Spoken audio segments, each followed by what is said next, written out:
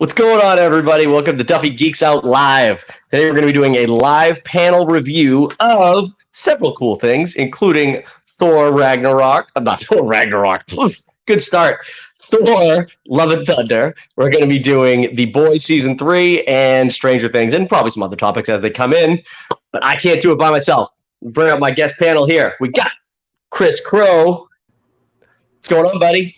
What's going on? I love how you immediately your mind went to Ragnarok because it's a much better movie. So you just really want to talk about that hot take, movie. My friend. You just want to talk about a better movie. That's all. What's that? I'm not gonna lie. In my initial review of Thor Love and Thunder, it took everything in me not to say Thor Ragnarok like every time. I don't know. It just kind of flows better, you know. But they really should have called it Thor 4. Would have been so much easier to remember. All right. Let me bring in the guy that I saw. One of the guys I saw Thor Love and Thunder with, Dan Bagarella. Is that the GOAT? Oh my God. It is one of them. Incredible. Dan, what's going on, man? Nothing. I just realized I still owe you money for the ticket for Thor Love and Thunder. So. Oh, that's okay. People always owe me money, and as my wife will say, no one ever paid you. You let people walk all over you. I'm like, no, they're just my friends. It's okay. Yeah. I'll get you that money, and then you can buy a screaming goat. It's true. You know, just give me a screaming goat and say we're even. All right, boys. What do you want to talk about first? Thor, I guess. Yeah, I feel like that's the way to go, right? Yeah, makes sense to go that way. All right, we are gonna do Thor Ragnarok. We did it again. Thor Love and Thunder. I feel, to me, guys, this movie was basically there's two ways to look at it. You can look at it like you're either gonna get a Thor movie or you're gonna get a Taika Waititi movie. And depending on which mindset you went into going into this movie, you either were happy or disappointed with what you got. I went in fully expecting it to be a Taika Waititi movie, so to me, it wasn't terrible from that perspective. But I can say, as an objective opinion, that it was not the best Thor movie as a result. Are we all on the same page there? Yeah, nothing holds a candle to Ragnarok. And it's not a high bar anyway. There's only one really good Thor movie. That's true. That's very true. True. I did see a rating that said that Love and Thunder comes in third place, rating-wise, behind the first Thor, and then Ragnarok on top. Which I don't know if I would agree fully with that, but everybody can agree that Dark World sucked. Yeah. Yeah, Dark World. It was definitely better than Dark World. I mean, that's pretty much the worst of the sequels that ever came out. I mean, Iron Man 2 is pretty bad. I don't know. Maybe Dark World's better than Iron Man 2. 3 is pretty bad. Yeah. Well, Iron Man situation though. See, Iron Man 3 is like if you went into it and you got a Shane Black movie, right? And if you like Shane Black movies, then you maybe liked Iron Man 3. But if you were expecting the continuation of the Iron Man story, it fell a little short, you know? Truth. I agree with that. I think the difference with Iron Man 2 is, even if the movie itself isn't that good, you still have a character like Tony Stark to prop it up. So it's still enjoyable on that alone. Whereas Thor, if you have a bad Thor movie, his character's not as interesting. Flushed out. To me, yeah. Especially at that point. He didn't have really a personality. He was just kind of like a typical Viking guy. Yeah, he's like a moron now. He's like Joey from Friends. See, this is what I think. In love, his heart is broken. But the movie tells you that, though, right? Thor Love and Thunder tells you that. But I feel like if it had an extra 30 minutes, it could have showed you that instead of just having him have like a bit of dialogue explaining like why he's so fucking goofy now. I also read that the original cut was 4 hours long. They cut 2 whole hours off of it. Yeah, 4 hours? And yeah, that Taika Waititi wanted to bring the Guardians back at the end, but he said, we always bring people back at the end, so, I cut it out. I think it would have been better. Yeah, they seemed like they were kind of just shoehorned in to that opening act, because conveniently that's where Thor was. So we got to explain that he was what. I honestly would have been even.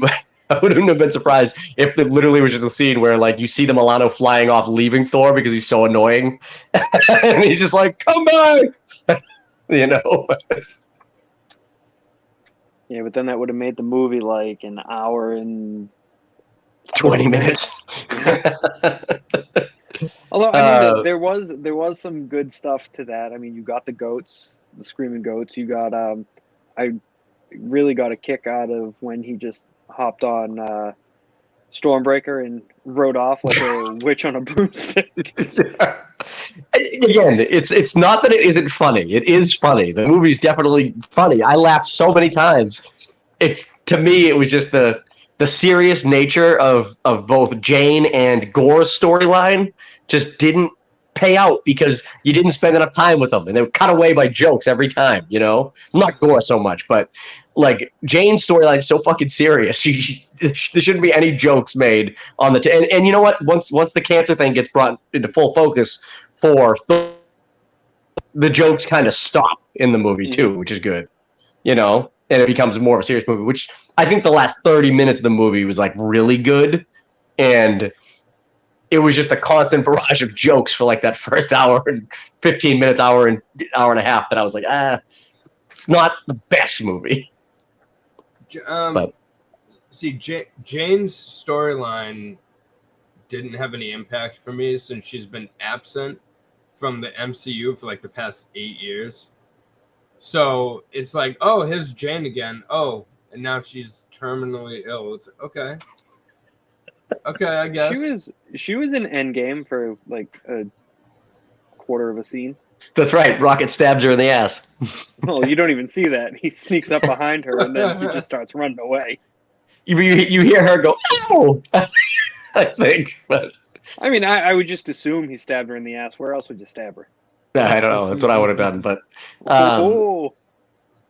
it's also interesting. So I loved the love triangle between Mjolnir, Stormbreaker, and Thor. That was the best part. Those are pretty funny. Constantly. Yeah, just slide in. I mean, what do they do that joke like 3 times? But like every time I laughed. Every time. And the goats too. Like the goats, I thought for sure when they came to screen, like, oh my god, I'm gonna get tired of hearing these. Every time you heard them, it was like just funny. Like when you first hear them, you're like, "Oh man, that's funny." But then they come crashing in. They come crashing in through Zeus's palace or whatever. And then when they hit the fucking planet, it was like so funny. They just crashed in. So small too. It was, dude. That's straight out of Rick and Morty. That's straight out of Rick and Morty. Yeah. When they land on a little small planet, and they're like, "Oh shit! I thought it was further away." They just keep crying. So good. Oh man. Yeah, I think the jokes landed for me for sure. It's just that he could have taken a beat, man. Like you could have cut out 20 minutes of jokes and just let people stay on the serious parts when they popped up a little bit, but. I don't know. It deserves the rating it's getting and the bashing it's getting, I think, because overall, I don't know what they were going for with this movie. you have this potentially really amazing villain and creepy villain with Christian Bale, and it feels like he's in a completely different movie the whole entire time. And there's not enough of him. I feel like I bet they cut like at least an hour of footage out of his stuff too. I bet. I mean, he literally should have been. One god, and then yes, you see the other ones that he's killed. But the whole freaking storyline with the wishing well at the center of the universe, that was just so dumb. Like just have him killing gods. That should just be the plot. Like Thor's trying to catch up with him because he's killing gods, right? That's the whole thing. And maybe there's some MacGuffin out there that like whatever it could be, like I guess the wishing well was really all they could come up with, but something that Thor is trying to beat him to, not necessarily something that like Gore needs from Thor, you know? Yeah. I also didn't buy Gore's motivation for killing all the gods. I mean, I get that he's pissed at his god, but like, really? I just didn't have enough time to like. Again, I think that comes down to to how much time there is for his story, because I know that in the comics, the Necro Sword or whatever that is, the fucking, I forget what it's called, the real name of it is in the comics, but like that's supposed to be like kind of like poisoning him and like taking over his mind a little bit, because it's a symbiote. It's made by like the guy who makes symbiotes, so like Venom and all that shit makes the Necro Sword too. So it's supposed to be this like parasite kind of. They did a horrible job at showing that. Or explaining that. Well, it was pretty. This movie is like 80% tell and don't show, so that's a big problem with it too. There's a lot of exposition, and that fucking guy, what's his name? I love Taika Waititi though. Not Taika Waititi. The fucking Thor's stupid rock friend. What the hell's his name? Korg. I can hate that guy. Fuck him, dude. I hate that character so much. That's Taika Waititi. fuck that. I hate that character. It's terrible. So I saw online someone said that the people should stop getting mad at this movie because what you don't realize is this movie is told from Korg's perspective, and he's known to embellish. So a lot of these events didn't really happen the way that the story tells them. And I'm like, well, that's. I guess if you put that lens, that might make the movie better. Actually, it really is. So that's pretty funny. How'd you feel about Meeg in the pantsuit? The things, the comedy bits work, right? That's the problem. That's why I knew I had a good time with the movie when I started, because I knew it was going to be Taika Waititi heavy. Kevin Feige came out and they said, well, like they were asking him like, oh, you know, like Winter Soldier is like an old like 70s thriller movie, and like Ant-Man's like a fucking heist movie. Like, what is Thor Love and Thunder going to be? And he said it's a Taika Waititi movie. So that's literally what he told you. So they told you what it was going to be. So and you know, I don't blame them, because after 2 horrible strikeouts with the first 2 Thor movies, and then Taika Waititi knocks it out of the park with Ragnarok, I'd let him do whatever he wants to. Like just give us just make us money. It's fine. Whatever. We trust you. I did love the music. I don't know why. I know it's just like all Guns N' Roses, but like it's just the 4 Guns N' Roses songs everybody knows. Pretty much. That's it. Yeah, they didn't rock out to Mr. Brownstone. Oh man, but I liked it. I liked and this is a stupid thing to like, but I liked the end credits, how they were all like the different like 80s and 70s rock band like logos for all the character names and stuff. That was pretty cool. I like how like the reason I love Ragnarok is because Ragnarok to me was an 80s Sunday morning cartoon made into a live action movie. Like it's Thundercats, it's He-Man, it's all these Space Hawks, like all these Silverhawks, all these shows that I grew up watching, which is Thor, like taking you through it in the MCU, and the jokes were there, but they weren't as in your face every 5 seconds, right?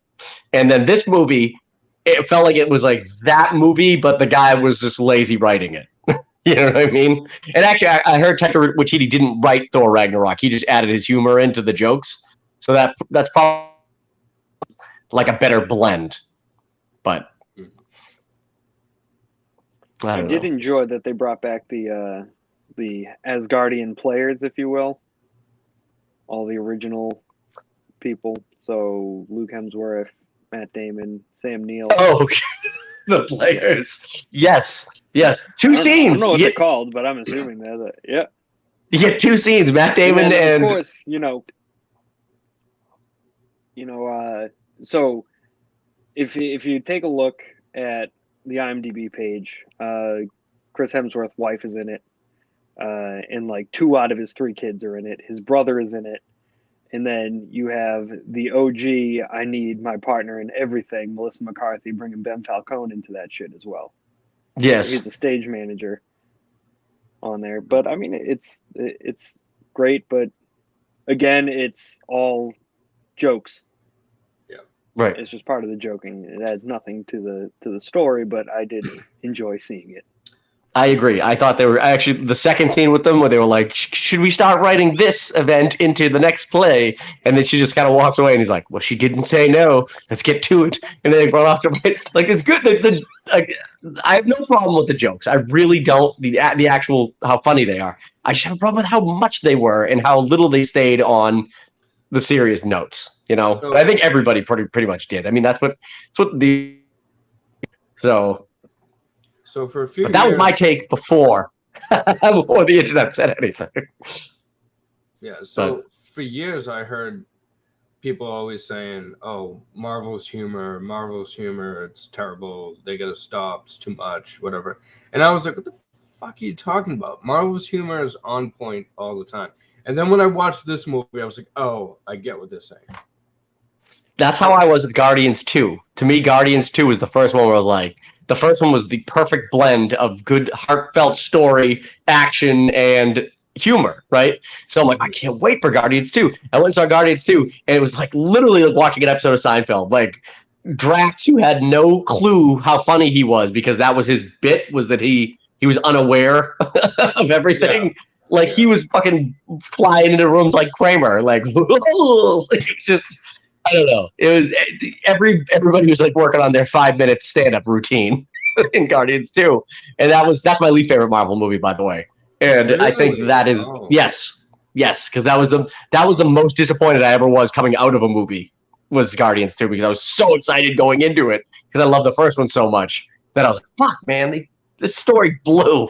It was just the humor was not for me in that one. You know what? I love it because of the cast.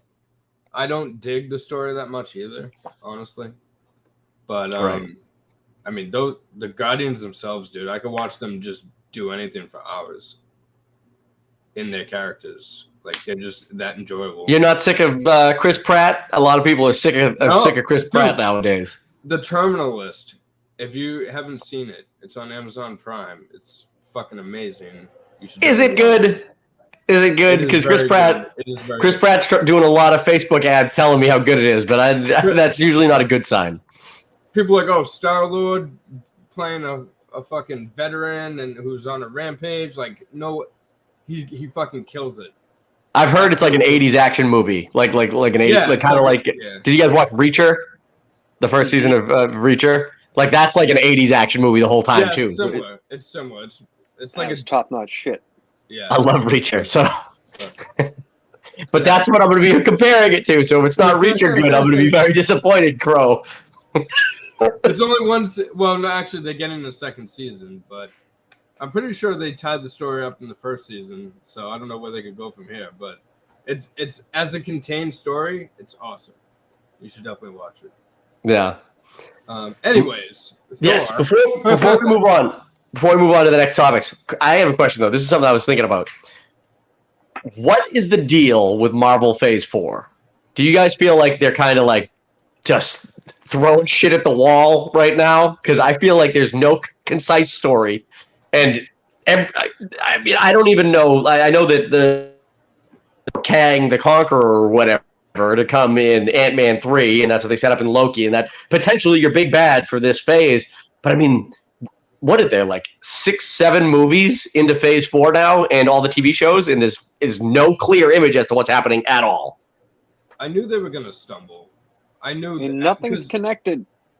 After, but to be fair, how do you follow Endgame? Like Infinity War and Endgame, it's really hard. But I don't know. I feel like the story. I feel like somebody should have come out, and I know that they can't do this, but like I feel like Kevin Feige or someone should have come out and said, "All right, obviously Endgame was a big buildup. Phase 4 is like a restart of like stories, so nobody should expect that these stories are all going to connect right away. You know what I mean?" And he said it's going to start to make sense where it's going. That he just said that recently. It's all going to make sense really soon. But that was before Thor Love and Thunder came out. The tone's all over the place, and it doesn't seem to have any connection right now. But I guess no, I was gonna say, going back to Phase 1, like the early days of Phase 1. I mean, I would say I don't think it connects as well either, but it connects better than this. But I mean, even the setups were different though, right? Because you only had Iron Man 1 and 2 as standalones, and then in Iron Man 2 they set up Thor. Yeah. And Captain America. They literally, like the second movie, they set up the already sprinklings of things. Iron Man 1, fucking Nick Fury showing up in the post-credit scene. They literally set the ground running to like spread the story out, right? And it took 5 movies before Avengers or whatever, and then from the Avengers it was just fucking all over the place, big map to Thanos. But I don't know, man. It's just like this has taken a long time to tell me where we're going, and it's taken a long time to make me care. And I was fine with the post-credit scenes in Thor: Love and Thunder. You know, they're fine for continuing Thor's story, which is cool. But I expected something big in those post-credit scenes, something that was like something like fucking Loki, the Loki variant popping back into this universe and being like, oh shit, Kang's coming. We need to fucking he's erasing timelines. It's just Jane Foster in heaven. It's like, what the fuck is happening? No, Valhalla. It's Valhalla. Come on. Come on. Same thing. All right, Viking heaven. There you go. There's only one movie in Phase 4 that I really love. Is it Shang-Chi? It is Shang-Chi, yeah. Yeah, that's the best one. Absolutely. I didn't even mind the Eternals that much. I know a lot of people shit on it. I didn't mind it. It doesn't fit, you know? It doesn't fit. It was too fucking long. Yeah. And nobody was likable. That's true. Chloe Chan was likable, but she's as Cersei, but she was not that likable. It's not like she's fucking. I mean, she does have like the hero moment at the end or whatever, but that's all predicated on what's his fucking Robert Stark wanting to bang her. You know, like, he could have just killed her, but I don't know. It's just fucking Gemma Chan. What'd I say? Chloe? Who's Chloe Chan?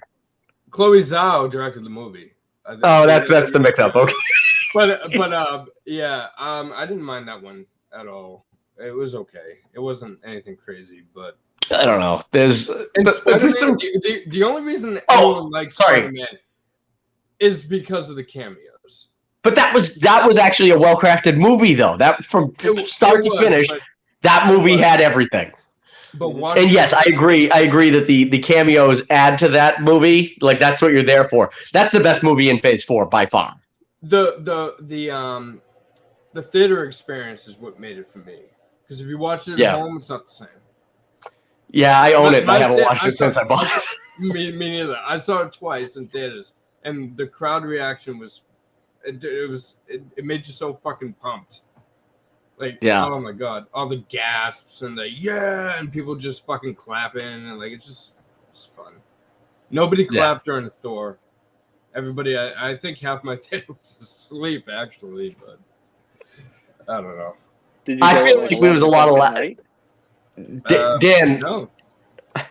I think I feel like there were times like me, you, and Dave were laughing like a lot at parts that like nobody else was laughing at though. Like there were like little beats in the movie that like I feel like we were the only ones laughing. I don't know. The goats. So maybe it was lost on a lot of people. What'd you say? The goats got a snicker. The goats got a snicker from a couple people the first time, and then after that, there was nothing. It was just. Oh well. Well, there was a lot more laughs when Dave Hampton's chair let out a big long fart when he was leaning it back before the movie started. Than there was with some of the other stuff. What did Dave think of it? He loved it. He loved it. He's a Marvel shill though. Yeah, I'm not. He was supposed to be on this thing. He did say though, because I drove him home after that. He told me he's like, all right. He goes, I can admit that the this year the best comic book movie is the Batman. He's like DC's finally get the best comic book movie for the year so far.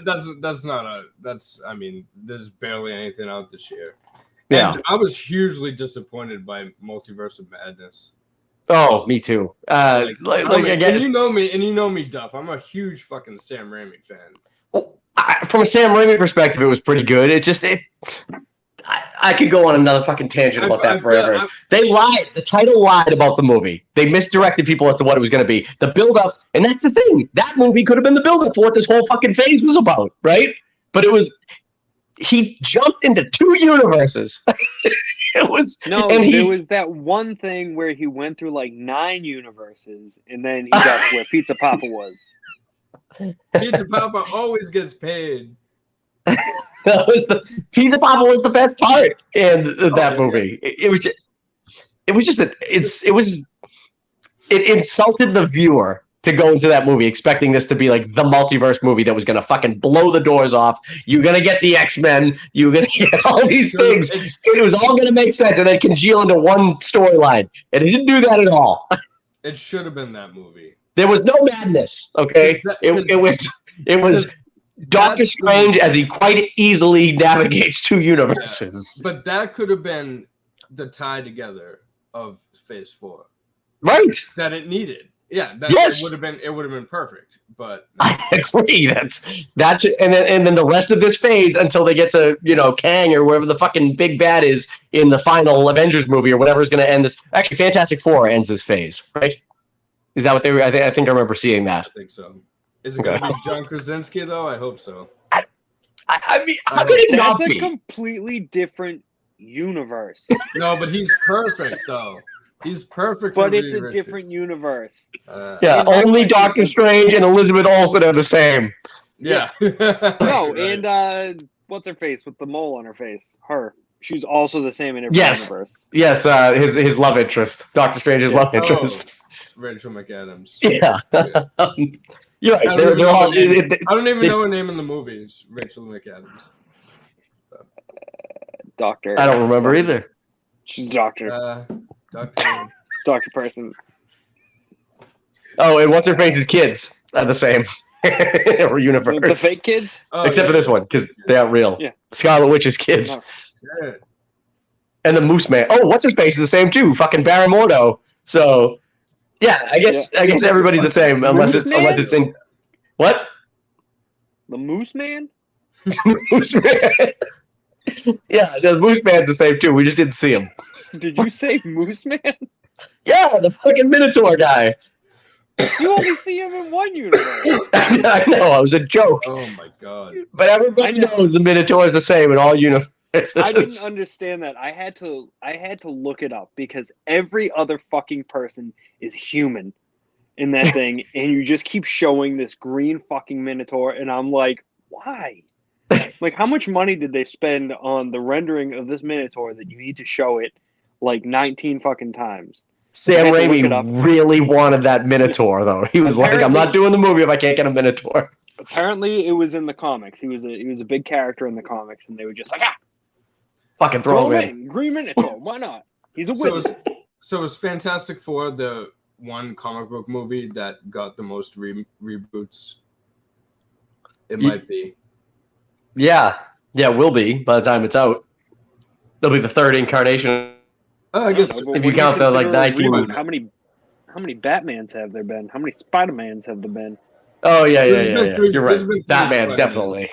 There's been 3 Spider-Mans, but there's been like 20 different Batmans. Yeah, but that's over like the span of a long time. Like this is, I mean, the first Fantastic. 89, dude. 89 to present's not that long. Oh, you're right.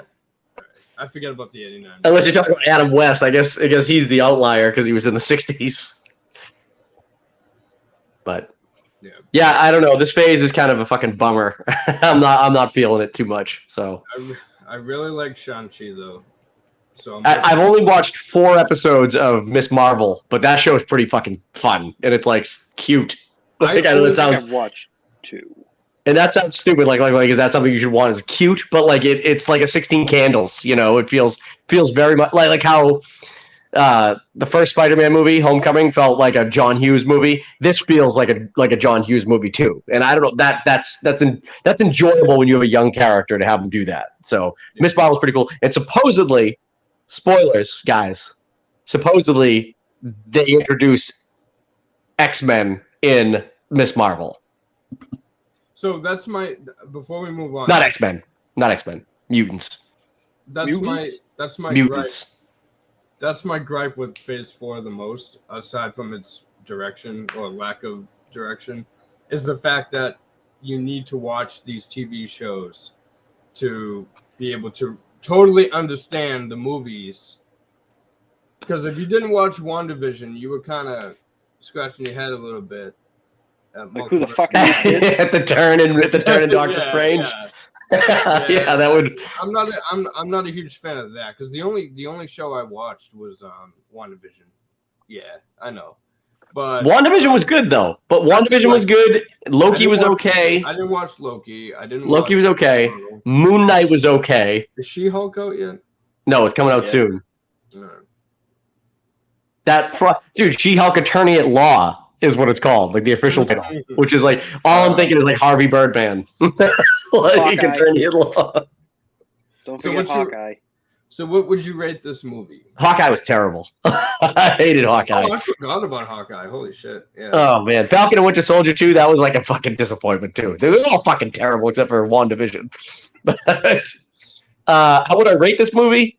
I gave it a B when I did my initial review, but after sitting with it, I think that was, even though I love the Taika Waititi elements, I really am disappointed at the fact they didn't stick with Jane Foster's story enough and they didn't stick with Gore enough. So I think I'm dropping my rating to a C. I think it's a C. I don't think it's a D. I think it's better than some of the bad Marvel comedies like Guardians of the Galaxy 2 for me. So I'd say it's a C.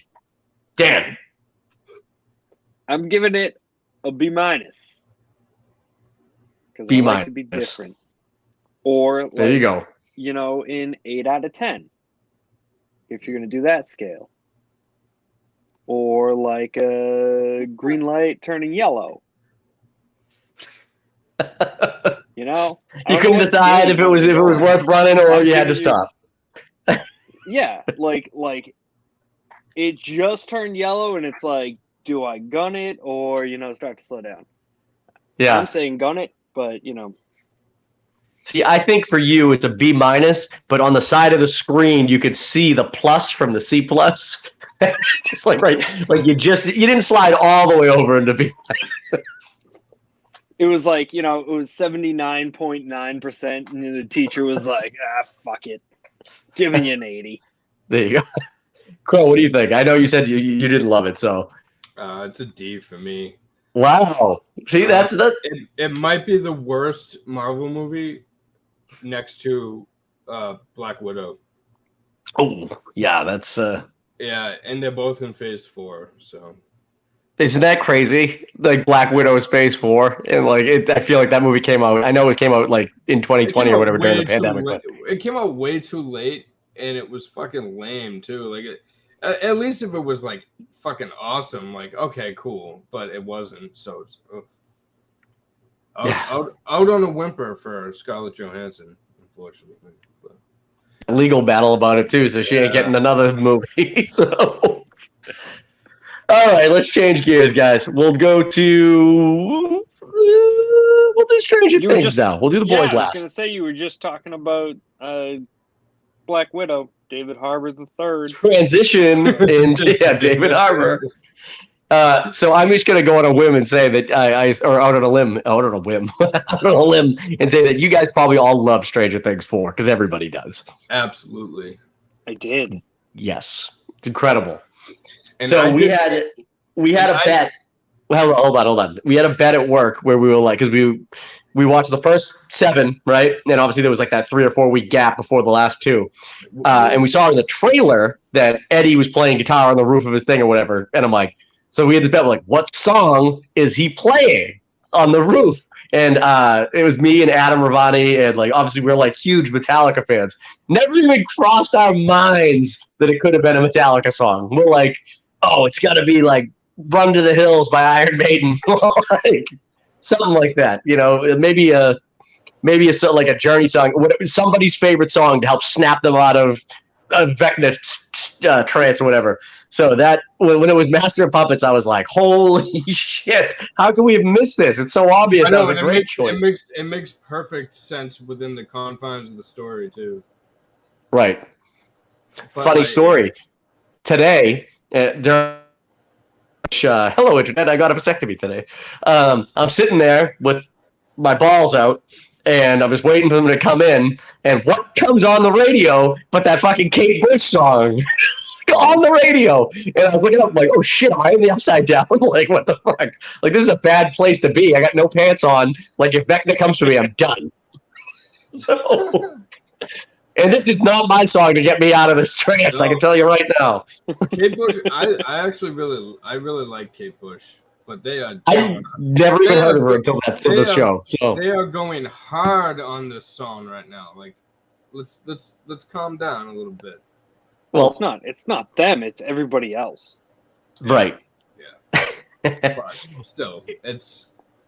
It is a good song though. It's catchy and it sounds like it would fit in today's music too, which is the thing. Like a lot of bands like do that synth pop sort of shit. So it really fits in with a lot of modern pop music. It just well, because the '80s is a big thing coming back around now. The whole nostalgia of the '80s and incorporating that into everything, and movies and shows, especially Stranger Things. I think Stranger Things was the biggest catalyst for that.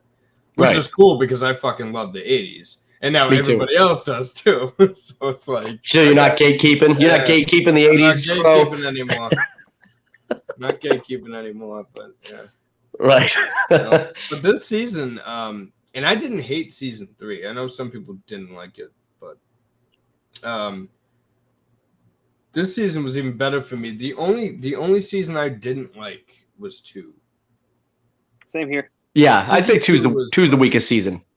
I don't know what the hell they were doing there. It's just, but this is like, and we'll get into it a little more. But this might be my favorite season. I think so too. I think it's hard for it not to be. There's too many good things that happen throughout the whole thing, which is weird because the diverging of the storylines between, what's going on with 11. What's going on with the California crew trying to find 11 again, and what's going on in Hawkins. I was like, oh man, I hate when fucking stories are like so split. But like with a TV show, it's a little better because you can always come back together. But I was afraid when they finally came back together, it was gonna suck. Like it was gonna be too quick and forced. But they didn't really come back together until the very end, anyway. So they were able to tell that story without having to rush getting them back. Like it was believable. So that's a story problem that people run into when you have so many characters that you need to find something to do with. You can't just have them all together all the time because it's too much. You wouldn't be able to. But if you break them out into their own separate like plot points and story arcs and whatever, then you can evenly disperse plots for them to do and development for them to have. So it's not like overwhelming all the time. So I like that they did that. I don't think there's any other way they could have done it because the Duffer brothers have a really hard time with letting go of characters. Like nobody in Stranger Things dies, and I think they should. except what's his face. Except for the people that you want to live. Yeah, every season, somebody that you want to live dies. But I know Sean Astin. I'm still on that Sean Astin thing. Yeah, he should have lived. Poor bastard. Yuri, not Yuri. Alexei. What was the guy's name in season 2? Yeah. Dan, who is your favorite new character this season? Argyle. Argyle. He helped out in the end, man. People dislike him, but I mean, if you've seen anything else that guy has been in, he is the same character every single time. It's just his hair is a bit longer every time you see him. But if it ain't broke, don't fix it. Yeah, he's just great. They're really pushing that pineapple pizza, though. Yep. They really want you put pineapple on your pizza and order from Domino's. Yep. Yeah. Oh man, what about Will? Will's storyline was a little. I know that it was supposed to have like an emotional impact with his obviously with what he's dealing with, but I feel like it fucking they just directed him so weird this season. What is he dealing with? Yeah. Well, I mean, I assume the storyline is that he's gay and he's afraid to tell people, and But I thought, like, the whole time I was watching him, like, he likes Mike. Like, he likes Mike. Like, that's, and he's being very, like, creepy towards Eleven about it. And, like, that part of it, I was like, this is, like, uncomfortable how he's just, like, always staring at Mike. And, like, he's your best friend, dude. Like, this is a little weird to, like, kind of just drop this on this guy. But then when they didn't go that route, when it was just that he was afraid to tell Mike how he's feeling, and, like, he was, like, he needed Mike to know, I liked that part of it. I feel like the whole fucking season, you should have had that be the obvious thing instead of having people be like, what is he doing? Like, he's just fucking staring down Mike and giving evil eyes to 11. I'm waiting for them to do it like a trailer recut where they make it a slasher movie. And With Will, right? and Will is the fucking slasher because it makes so much sense. Yeah, see, I feel like they just don't know what to do with him. Yeah, Jonathan Byers either. Dude, Jonathan Byers, what a fucking useless character, dude. Yeah. Just I thought for sure he was going to die this season because it would have been... That was my guess, because then it would have opened the door for Steve and what's-her-face. Yeah. Right, and it would have given... That was exactly my thought, Dan, because then the next season, you'd have Nancy feeling guilty that she didn't spend enough time with Jonathan and that she's starting to have feelings for... resolve itself by the end of the final season, right? That's exactly what I thought was going to happen. I was like, he's fucking toast, and he's not doing anything, so you'll feel less bad about it. But like I said, they're too afraid to kill any main characters. When there was perfect... I did say after season 2, I did say that if they kill off Steve Harrington, I will never watch the show again. So he might. Well, aside from Eddie Munson, now he might be my favorite character in the whole show. Steve, yeah, Eddie was so good. Yeah, it's a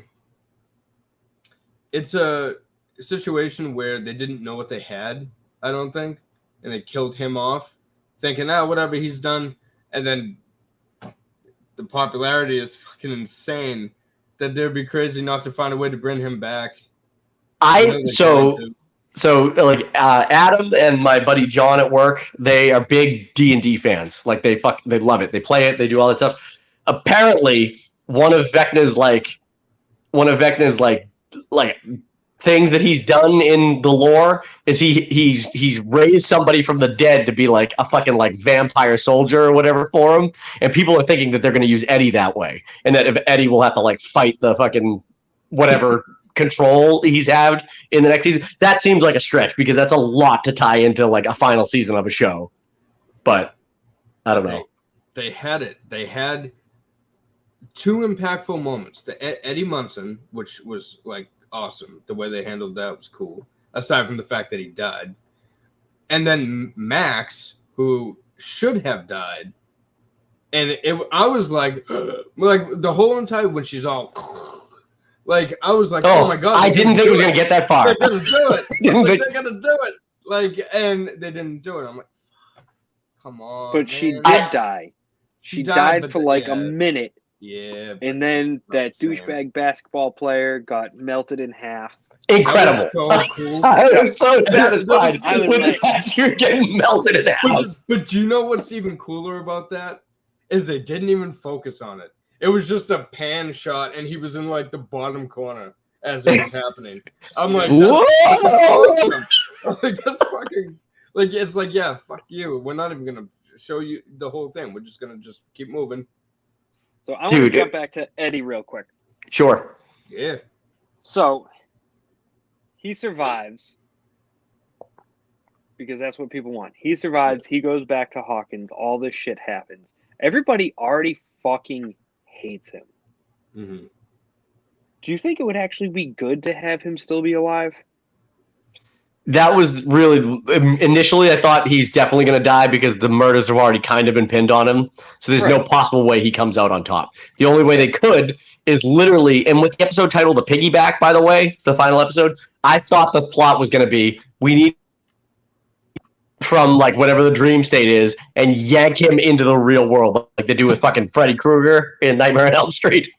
So that's what I thought the piggyback was. So I thought that would be the only way you could save Eddie as a character is if you show the world that fucking Vecna's alive and that he did the killings, right? That didn't happen. So I think there's no way that he's coming back. I can't imagine that he would.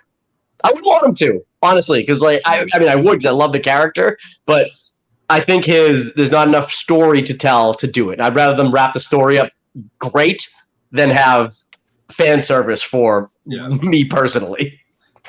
My favorite scene with Eddie Munson is when they're looking for music really fast, and they're like, "Oh, you don't have any Bowie, you don't have any," and they're like, "We need music," and he's like, "This is music," and he's got killers on. Yes, like yeah, it's incredible. That's why he was so likable. He was. I mean, he was literally he had my discography. like if I pull out I have a CD binder right over there, and all that's in there is 80s thrash metal and power metal. It's like I know that's what Eddie was listening to. So what did we think of Vecna as the villain? I loved him. I thought it was good to have a villain that actually had a face. Villain. Yeah, best. It had a face. It had a purpose. And fucking menacing. Oh my god, he was. Having what's his face show up to play his father. Wow, Robert Englund, Freddy Krueger. Given how close the character was to Freddy Krueger, I'm like, see, this is why you do it right. You don't want people to compare him to Freddy Krueger, so you put Freddy Krueger in the movie or in the show, so that way people are like, they knew it. It's okay. We'll just browse past how he's just like Freddy Krueger. But there's that sound. There's that sound effect that happens whenever Vecna's about to. The chime. The weird, yeah, dude. What a creepy. There's the chime. Sound. What a creepy fucking sound effect. Holy shit. Let me just say this. I was thinking. I know that everybody's obviously raving about the Master Puppets thing and how cool it was. It was most metal fucking thing ever on a TV series. I think if Metallica were smart right now, and hopefully they watch this video, they won't. If they are smart right now, they would. They've been working on new music supposedly. I would get a single out and have Eddie Munson in your video and have it be filmed in the Upside Down. I bet you the Duffer Brothers would give them not obviously in the Upside Down, but to use the same almost set pieces, and use Eddie now, because that would be a fucking. I don't care about music videos, but that would be a killer music video to fucking have that. I like the idea, but it sounds desperate. You're probably right. From Metallica, especially. Dude, you gotta strike while the iron's hot. Look at Kate Bush. She's getting fucking all the radio play, and Metallica still at least records albums. So Kate Bush doesn't need to record albums. She recorded plenty and has nothing left to prove. Right. So let's do Metallica. That's true. Metallica could have rode off in the sunset after the Black Album, and nobody would have cared. Yeah, that's true. All right, let's rank this season, boys. Where is it for you? It's not even A plus C, but any of that shit. Where is this with your Stranger Things seasons? For me, it's number one. It goes 4, 1, 3, 2. I agree with that. I got my top two flipped. You got one for the best one still? One for the best one. I don't know. There was just something about it. Amanda and I, we were late to the party with Stranger Things. And I forget when it was. It was some holiday weekend where it was the Sunday going into Monday. And we literally started watching the first episode at 9 o'clock at night. And we just kept fucking going. We watched the entire thing. We went to bed at 4:30 in the morning after binging the entire thing in one night. And I mean, I've never been to that level with a show since ever. So I'm it's still top for me. It proved that kid actors could be better than most adult actors. In that first season, everybody killed it. Mm-hmm. Yeah, ridiculous. My only Duffer Brothers are smart for leaning into the Stephen King aspect of storytelling, where kids are more aware of what's going on than adults in most situations, and they just fucking nailed it because they were we're gonna do this, but we're gonna do it good. We're not gonna make it goofy and whatever. But right. My only gripe with this season and every other season is 11 cries too much. Yeah, way too much. Like every scene she's in, she's crying. It's like, all right, come on. And Will now. Add Will to the list too. Every scene he's in, he's crying too. Yeah. There's a fucking pity party over here. What's going on? Well, she's gonna be looking for a new Papa. Maybe it'll be Pizza Papa. Multiverse of Madness. All right. Let's go. Let's go into the boys here, and I will say this before we even transition into this. Which show did you guys like better this season? Did you like The Boys or Stranger Things? The Boys. Dan? Actually, that's hard. That's tough because they're so different. I know, but they were both so good. But like, which one were you like more like? I guess for me, like, because the Stranger Things probably had more of like that grabbing you, so that like, I have to watch it sort of thing. But every time I watched The Boys by myself, I was like, this fucking show is so good. I mean, to me, Stranger Things was kind of like I was looking forward to the releases of it, like July 4th, counting the days. Is that when the first group came out? Yeah. Counting the days, like, oh, one more day, and then all of a sudden, one day it was like I get a notification on my phone that like the new season of The Boys out. I was like, oh shit, look at that. So for me, I guess the anticipation and the build up to Stranger Things, I guess, edges it out just a little bit. Okay. I think I'm in the same boat. I think Stranger Things was probably the better for me, which season I thought was better. But The Boys was so fucking good and so unexpectedly good that I was like, holy shit, this is a real contender for like my favorite show of the year. Like right there. So for me, Stranger Things was more, okay, the episodes are out, let me watch all the episodes. For The Boys, it was like, okay, The Boys is on. Now I'm at the last episode, and then the last episode ends, and I'm like, oh, fuck it. I got to wait another year for The Boys. Shit. I want more Boys, like, right now. Yeah. That's where my mind went. I was like, I want to see what happens next. What the fuck? I wasn't really like that with Stranger Things. Back when Netflix didn't have like streaming, it was just the DVDs and whatever Blu-rays. I upgraded to the four Blu-ray delivery system or whatever they had at the time, so that I could get all the seasons of Supernatural coming in. So I get caught up on Supernatural because it wasn't on any streaming device back in the day. And Jensen Ackles as Soldier Boy was so good in this season. He was so good that if Marvel or DC or some big property out there doesn't pick this dude up to be a lead actor in one of your series or shows or movies or something, you are fucking crazy, because this dude's got star power all over him and he needs to be in something bigger. Or Harry Blackstone, Copperfield, Dresden. Yeah, he could be. Don't give away all four names.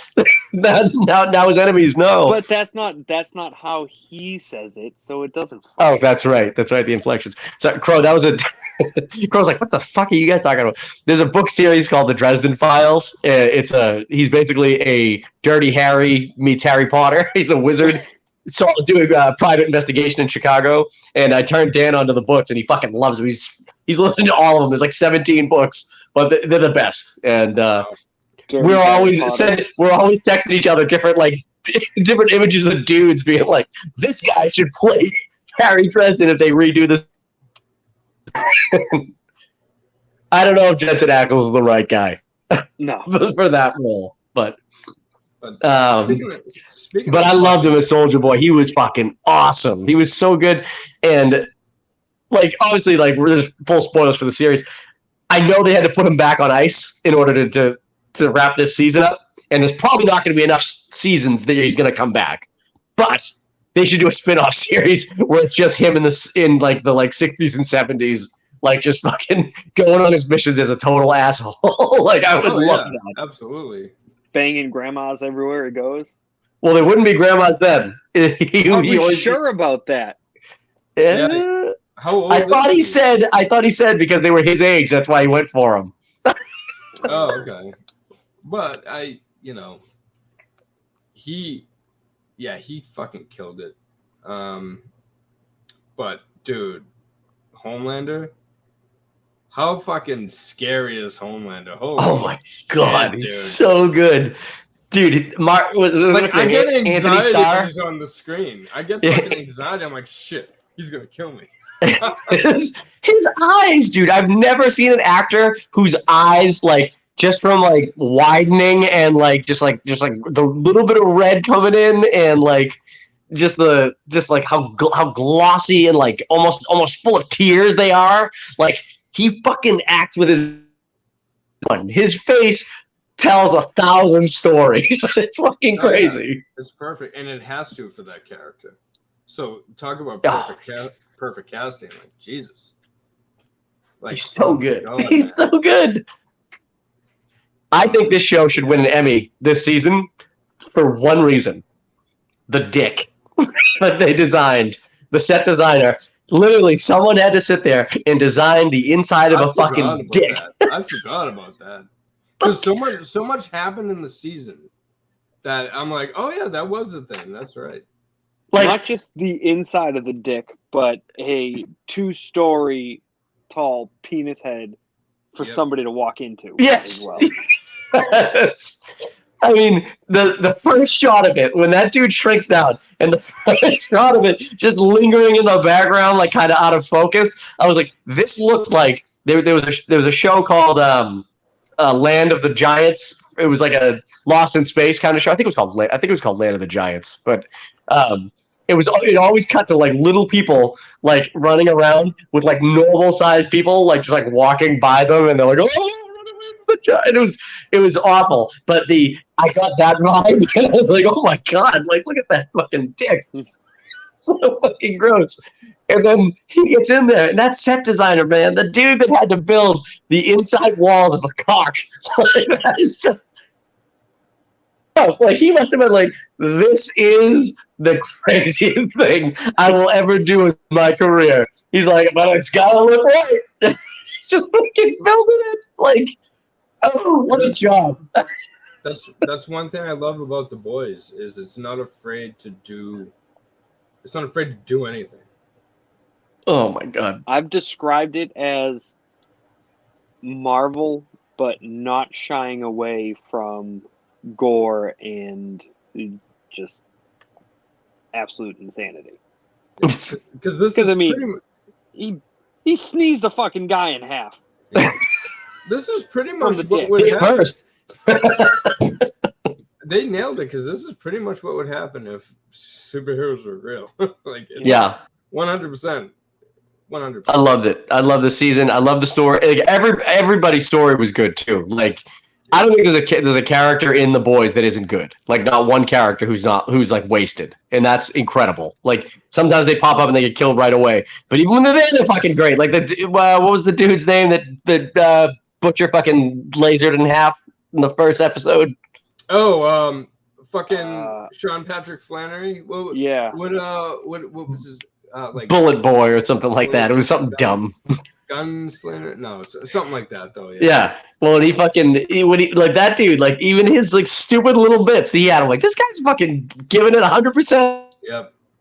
It's just obliterated, but my favorite. Oh man. My favorite dynamic is probably Komiko and Frenchie. I fucking so good. Dude. So that whole dance, so I good. think that was the season. That whole dance scene they have, was that this season or last season? Yes, when they're in the hospital. I feel pretty. Yeah, what a fucking awesome. Well, she's fucking crazy. She's crazy, and that's like, and she's not the only character. Black Noir talking to the animals. That scene was amazing. And when he's good. When he's dying, they're all in the back just crying. Oh, don't worry. Soon you're gonna be with Christ the Lord. That was so good. So good. This whole season was so good. And my favorite thing, because I was like, and this is why another reason why the show is great. They set you up because you think Jensen Ackles' Soldier Boy is going to turn on Billy Butcher, right? But in the end, and like, obviously they have their fucking fight, but then he's having that conversation with Homelander, and like, just that, when he's like, you're such a disappointment. If I had stuck around, maybe you wouldn't have been such a pussy. I was just like, Yes, this is so good. And then he fucking. The only person in the world who could say that to Homelander and walk out of the room. Oh, it's so good. And even when they have the 3-way fight, it's a hero-gasm. Oh, yeah. And I'm like, in my head, I'm like, oh my God, they're going to kill Homelander right here. Like, this is it. This is the opportunity. You're going to kill him or at least turn him human. And that is it. And then the rest of the season is going to be Homelander being human, being all fucked up. But he got away. And I was like, oh, how are they going to wrap this up? Because I was like, this is like their one chance. And obviously that didn't happen. So it's whatever's going to happen happens in the show. But my God, that fight, dude, when he fucking hits the kid. He hits the kid.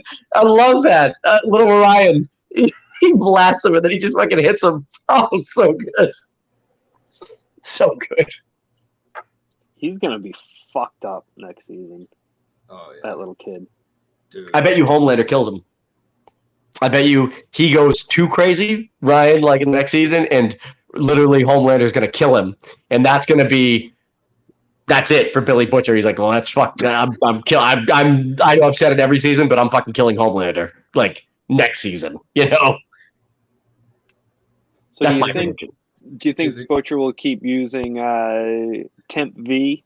I think he's already fucking dying. So. My question was going to be actually just now, do you think Butcher's going to die? I think he'll die in the last season. I think next season it will be he's dying from the Temp V poisoning and someone's just like, why don't we just fucking inject you with regular V? And then he heals himself. Yeah, right. Because it's already been shown. At this point, you fucking might as well. And then all her shit healed. But she's kind of like Wolverine, where she can heal from anything anyway. So it's like, yeah, I don't know. I don't know. I don't know how it's going to end. Full V if he could. I bet you they all go full V because the comics, and I know that this show diverges greatly from the comics, but they all the boys are injected with full V in the first book of the boys. That's how they're fighting the toe-to-toe with these superheroes, right? They don't stand a chance against Homelander. He's still just like kind of like above that level. They're like Maeve level strong and like healing and stuff like that.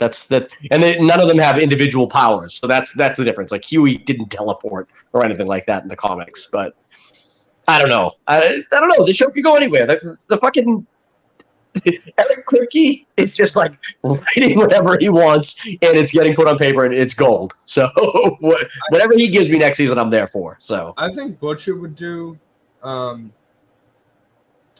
what is it called? The not Temp V, the other one, Compound V. Yeah, the permanent one, Compound V. I think he would do it. I don't think Huey would, just because so much of his arc was about accepting that he was okay, right, powerless or whatever. I think that would be kind of cheap if they went back on that. But yeah, dude, fucking worst person in the show. Who do you think? Who? Like Huey? Worst character? No. Who do you think is the worst character in the show? Like no, because they're all so good. Not as in written, but as in like piece of shit. Like worst. Totally diabolical. I don't know. It has to be Homelander, right? Because I don't think anyone else is real. Even like the shitty characters, like people who are shitty, like A-Train and like the Deep. I think A-Train's the fucking shittiest. You do? I think so too. I think so. I think he is absolutely. I think it's okay to say that now, but I feel like there's no way that he doesn't have one redeeming moment. But maybe not, because every season you think he's going to have a redeeming moment. He doesn't. He's introduced by running by and blowing up Huey's girlfriend. Main character's girlfriend. Like, can he be redeemed at all? Like, I don't know. That's tough. And then he goes and he grabs Blue Hawk by the ankle and drags him how many fucking miles away from I love that scene. That's so fucked. I love it. And now he has his fucking heart. Yeah. Yeah, what a piece of shit. He is a piece of shit.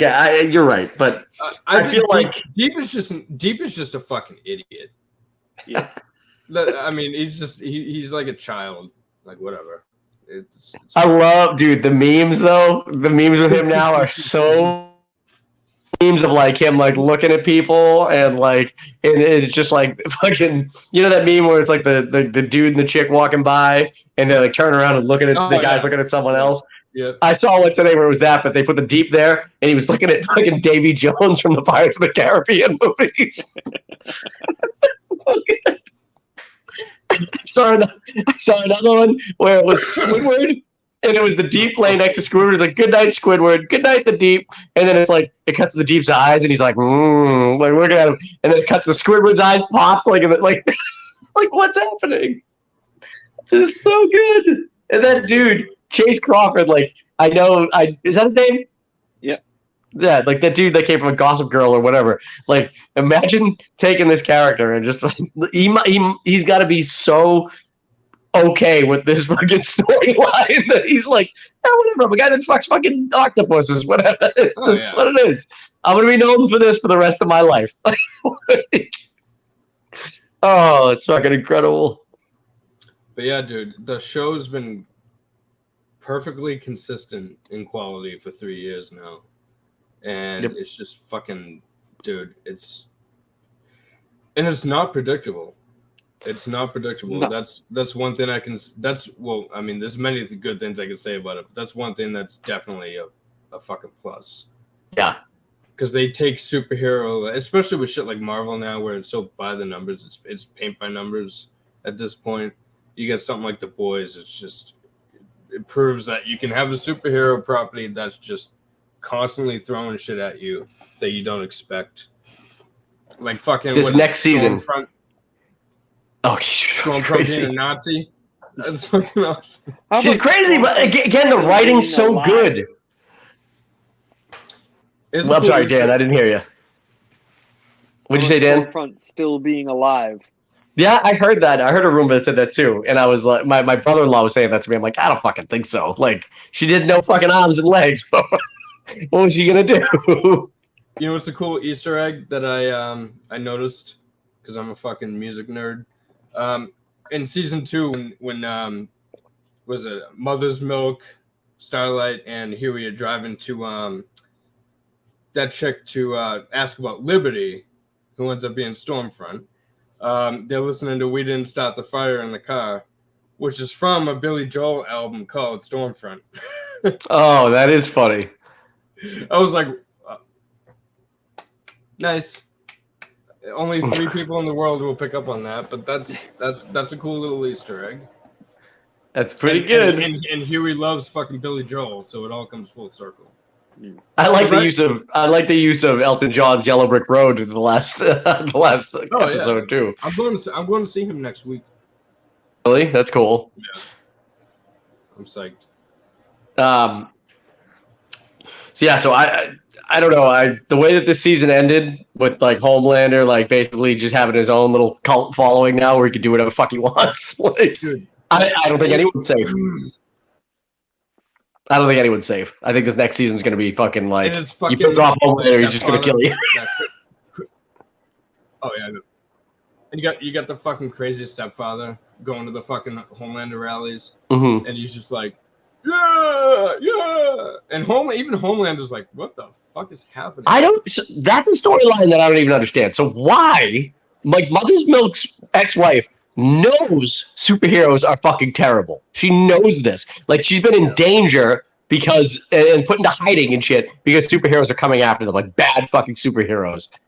Why would she be with a dude who's so fucking obtuse to like the fact that that's like the case? Like, don't you think she should be like, look, dude, you don't fucking get it. Like, you don't get it. We went into hiding because Homelander was gonna kill us. So stop fucking buying our daughter Homelander toys and shit. She doesn't know this stuff, and I don't want her to even be aware that they're on the fucking radar. You know, like, I don't understand that storyline at all. Unless I hope next season. I mean, I hope next season that either Mother's Milk or the wife fucking kill that dude. Todd, he's the worst. And that was another good meme. It was like Homelander will kill him. Oh, this guy's the most evil, and it's just Todd. Like, is it? Oh man, is it in her perspective? Is it the superheroes that are coming after them? She knows. She went into hiding and shit like the first season. Yeah, but I always assumed that's just because he was in hiding and they were going into Vought shit that they weren't supposed to. But like, I didn't think it was directly superheroes that, at least in her mind, that she was hiding from. I don't know. I can't imagine that's the case because I can't imagine that, like, wife or ex-wife. I can't imagine that if I asked my wife to go into hiding, that I wouldn't give her the full fucking details of like why you're going into hiding. You know? Right. But maybe she doesn't know. You're right. But, yeah, the least you know, the fucking better. Yep. As Mother's Milk would have said it to her. Nice impression. Nailed it. I've been working on it. All right. But yeah, they strike me as people that would keep secrets and not tell the whole story. Which no. She has to know because like his whole fucking backstory is that he hates Soldier Boy and like all the crazy shit that he did to his family. Like she has to know that stuff. Right. Yeah, I guess. Yeah. Hey, I don't know. They gotta have him have an arc. That's right. And the only thing he's got is the daughter and the wife. So whatever. It's not enough to. All right, boys. Let's rank this show, and then we'll call it quits tonight. For me, this is the best season of The Boys. I think they've all been good. This is the best one. I'm not even going to go like 3, 2, 1 or anything like that. I think they've all been good. So I think this is the best one, though. What do you think? I concur. All right. 10 out of 10. Agreed. I'm also 10 out of 10. I feel like they're all on equal footing, and it's definitely, in my opinion, it's definitely the best show out right now. They've all been 10 out of 10, yet somehow this season I was like, wow, that's 11 out of 10. Yeah. This one goes to 11. Yes. All right, boys, that's going to end this live stream here. Thanks to anybody who tuned into this video. If you could do us a huge favor, hit the like button, subscribe to this channel. Check out my reaction videos. They've been getting a lot of fucking heat out there. A lot of people following them. I really appreciate that. So let's keep the momentum going. Let us know in the comments what you thought of the live stream and anything you'd like us to talk about in the future. So from all of us, Duffey Geeks Out Live. Thank you for being here, guys, and we'll see you next time.